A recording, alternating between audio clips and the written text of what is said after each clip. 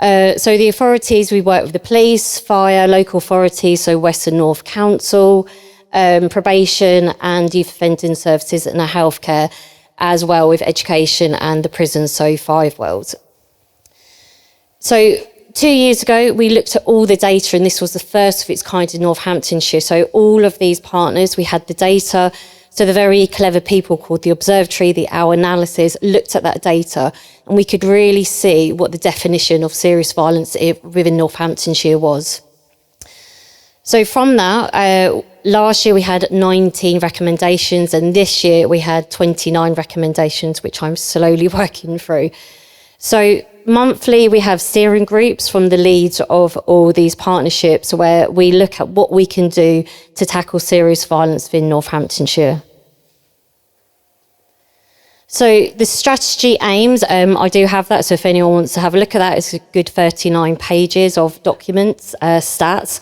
So the aims of what we do is to reduce serious violence in the long term, but ultimately the short term and long term. But what we need to understand is the causes of serious violence. So it's not the behaviour. We need to understand what is the root cause of serious violence. What we have done within all the data, we've looked at the top 350 perpetrators of serious violence. And with all that data from probation, education, police, fire, we can look at that person's childhood. We can see the gaps before behaviour establishes into a serious violence offence. So domestic violence, rape, murder. So we were looking at what makes a perpetrator of serious violence. How can we help that child with that early interventions? And that's the key to this. So we notice that what we do is a lot of reactive work. So we usually do it when the child's behaviour is escalated, or if they've been excluded from school, or they're in the system themselves. So that's when they get a lot of support.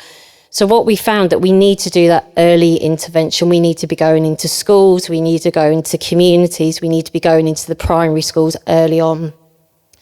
So our focus is the primary prevention, so the one in the red, and that's where our funding is mostly aimed. So we funded a lot of programmes, again, that are going into the communities, helping families and primary schools.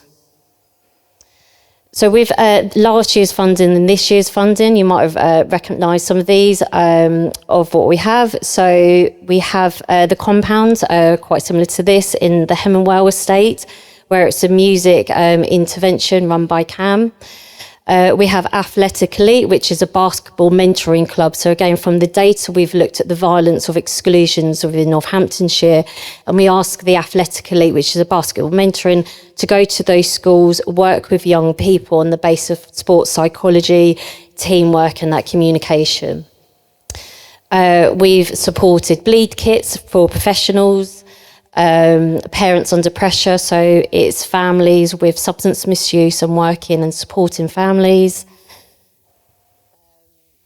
And also what we found important was actually listening to young people. So rather than professionals dictating and telling what we need, it's actually listening to young people.